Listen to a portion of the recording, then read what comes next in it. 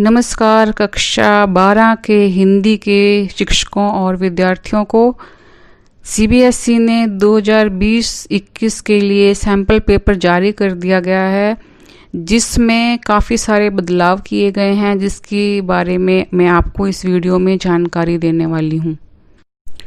20 अंक परियोजना कार्य के लिए रहेंगे, जिसके लिए आपको अलग से वीडियो मिल जाएगा। यहाँ मैं केवल लिखित परीक्षा के जो 80 अंकों की है उसकी बात करने जा रही हूँ। लिखित परीक्षा के लिए जो आपको प्रश्न पत्र मिलेगा वो खंड अ और खंड ब 2 भागों में बटा हुआ होगा। दोनों के 40-40 अंक होंगे, लेकिन इस बार अंतर ये है कि जो खंड अ 40 अंक का रहेगा वो सारा का सारा वस्तुपरक होगा, यानी एमसीक्यू टाइप होगा, और जो खंड ब होगा वो सारा वर्णनात्मक होगा, वो भी 40 अंक का होगा। तो ये अंक विभाजन किस तरह से होगा, आइए इसके बारे में आगे जानकारी प्राप्त करिए। खंड अ में आपको 6 प्रश्न मिलेंगे और पहला प्रश्न होगा अपठित गद्यांश का। इसमें आपको जो गद्यांश दिया जाएगा उसमें से 10 प्रश्न दिए जाएंगे जो सारे एमसीक्यू टाइप होंगे, और 10 प्रश्नों के लिए 10 अंक दिए जाएंगे, यानी 1 अंक का 1 प्रश्न होगा। और ये गद्यांश भी वैकल्पिक रहेंगे, यानी आपको इसमें से चॉइस मिलेगी। 2 पैरों में से आप कोई भी एक कर सकते हैं। पिछले वर्षों से अब अंतर ये है कि पहले जो आपको प्रश्न दिए जाते थे गद्यांश को पढ़ने के बाद उसके उत्तर आपको स्वयं लिखने होते थे। अब आपको उसके 4 विकल्प मिल जाएंगे, उनमें से जो एक सही उत्तर होगा वो आपको उसका उत्तर लिखना होगा। तो पहला प्रश्न अपठित गद्यांश का हो गया 10 अंक का, जो रहेगा एमसीक्यू टाइप। दूसरा जो प्रश्न होगा वो अपठित पद्यांश का रहेगा। इसमें भी आपको विकल्प मिलेगा, यानी आपको 2 पैराग्राफ दिए जाएंगे जिसमें से आपको 1 करना होगा। इसके लिए आपको 8 अंक दिए जाएंगे। ये भी 1-1 अंक का प्रश्न रहेगा और ये भी एमसीक्यू टाइप रहेगा, यानी आपको उत्तर स्वयं नहीं लिखने। 4 उत्तर आपको मिलेंगे, उसमें से 1 उत्तर पर आपको निशान लगाना होगा या उसका उत्तर लिखना होगा। जो आपका तीसरा प्रश्न रहेगा वो रहेगा कार्यालय हिंदी और वैकल्पिक लेखन। इसमें भी आपको एमसीक्यू के अव्यक्ति और माध्यम पर 5 प्रश्न मिलेंगे जो 1-1 अंक के रहेंगे, यानी इसमें भी अब आपको उत्तर लिखने नहीं है, आपको विकल्प दिए जाएंगे, उनमें से 1 उत्तर आपको चुनकर लिखना होगा। चौथे प्रश्न में आपको पाठ्य पुस्तक में से काव्यांश दिया जाएगा, यानी ये आपका पढ़ा हुआ होगा, लेकिन पहले की तरह अब आपको इसकी व्याख्या नहीं करनी होगी। इसमें भी आपको एमसीक्यू टाइप के 5 प्रश्न दिए जाएंगे जिसमें से आपको 1 उत्तर चुनना होगा, यानी प्रसंग, व्याख्या, सौंदर्य आपको अलग अपनी तरफ से नहीं लिखना होगा। आपको 4 विकल्प मिल जाएंगे, उनमें से 1 उत्तर आपको छांट कर लिखना होगा।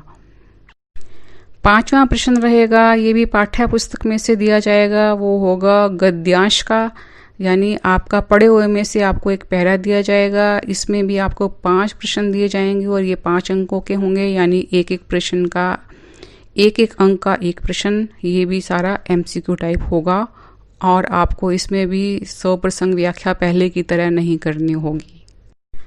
छठा प्रश्न आपको पूरक पाठ्य पुस्तक यानी अंतराल से दिया जाएगा। इसमें भी आपको 7 प्रश्न दिए जाएंगे जो 1-1 अंक के होंगे, यानी कुल 7 अंक। इसमें भी आपको एमसीक्यू टाइप उत्तर मिलेंगे जिसमें से आपको 1 चुनकर लिखना होगा। तो इस तरह से खंड अ में कुल जो अंक हो गए 40 अंक, और ये सारे एमसीक्यू टाइप होंगे जिसमें आपको वर्णात्मक कुछ भी नहीं करना है, आपको केवल उत्तर में से सही उत्तर चुनना है, लेकिन पूरे ध्यान से, पूरे मनोयोग से सही उत्तर को चुनना होगा। ये उत्तर इतने मिलते जुलते रहेंगे कि आपको समझ नहीं आएगा कि आप कौन सा उत्तर चुनेंगे। इसके लिए आपको बहुत सारा अभ्यास करना होगा और अपनी समझ को बढ़ाना होगा और अपने अध्यापकों की सहायता लेनी होगी। तो अब देखते हैं खंड ब, जो वर्णात्मक प्रश्न का रहेगा। इसमें 7वां प्रश्न जो होगा वो होगा रचनात्मक लेखन का। इसमें आपको एक लेख लिखना होगा जिसके आपको 3 विकल्प मिलेंगे। तो 3 विकल्प में से आपको एक लेख लिखना होगा जो रहेगा 5 अंक का। तो 5 अंक का विभाजन किस तरह से रहेगा? 1 अंक आपको भूमिका के मिलेंगे, विषय वस्तु के आपको 3 अंक मिलेंगे और जो आप भाषा जिस तरह की चुनेंगे उसके लिए आपको 1 अंक मिलेगा। तो ये कुल होगा 5 अंक का। 8वां प्रश्न रहेगा पत्र लेखन का। इसमें भी आपको विकल्प मिलेगा, यानी 2 पत्रों में से आपको 1 लिखना होगा और ये भी रहेगा 5 अंक का। इसमें भी आपको आरंभ और अंत के लिए 1 अंक मिलेगा, विषय वस्तु के 3 अंक और जिस तरह की भाषा आप चुनेंगे उसके लिए आपको 1 अंक दिया जाएगा। यानी आपकी भाषा साहित्यिक है, स्तरीय है या निम्न भाषा का प्रयोग कर रहे हैं तो उसके लिए आपको 1 अंक दिया जाता है। जो 9वां और 10वां प्रश्न रहेगा वो दोनों ही अव्यक्ति और माध्यम से हैं और रचनात्मक लेखन पर दिए जाएंगे। इस बारी रचनात्मक लेखन को बढ़ावा दिया गया है, इसलिए 9वां और 10वां प्रश्न जो दोनों ही हैं वो दोनों रचनात्मक लेखन पर होंगे। इसमें 9वें प्रश्न में 2 प्रश्न दिए जाएंगे और वो दोनों वैकल्पिक रहेंगे। इसमें पहला प्रश्न 3 अंक का और दूसरा 2 अंक का रहेगा, यानी 5 अंक का एक 9वां। और इसी तरह से 10वां जो है वो भी 5 अंक का रहेगा, जिसमें एक पहला जो है 3 अंक का और दूसरा 2 अंक का रहेगा। ये भी वैकल्पिक रहेंगे। इसमें जैसे कहानी लेखन, कविता लेखन, नाटक लेखन, इस तरह के प्रश्न आपको पूछे जाएंगे।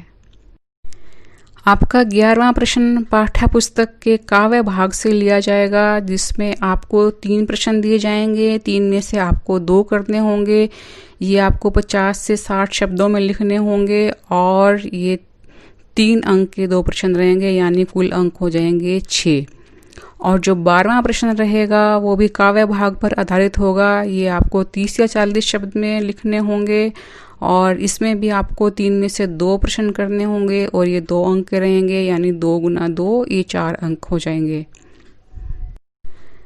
13वां प्रश्न पाठ्य पुस्तक के गद्य भाग से रहेगा। इसमें भी आपको 3 प्रश्न दिए जाएंगे और आपको 2 करने होंगे। इसमें भी आपको 50 से 60 शब्दों में उत्तर लिखना होगा और ये भी 3 अंक का रहेगा, यानी 2 प्रश्न 3 अंकों के और ये हो गए 6 अंक के। और जो अंतिम प्रश्न है 14वां प्रश्न वो भी पाठ्य पुस्तक के गद्य भाग से लिया जाएगा। ये आपको 30 से 40 शब्दों में लिखने होंगे। इनमें से भी आपको 3 में से 2 प्रश्नों के उत्तर लिखने होंगे और ये 2 अंक का एक रहेगा, यानी 2 प्रश्नों के उत्तर 4 अंक के। इस तरह से खंड वो भी 40 अंक का हो गया और जो कुल अंक हो गए वो हो गए 80 अंक।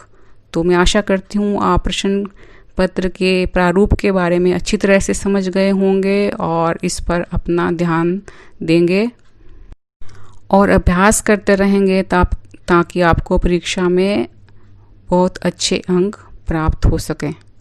धन्यवाद।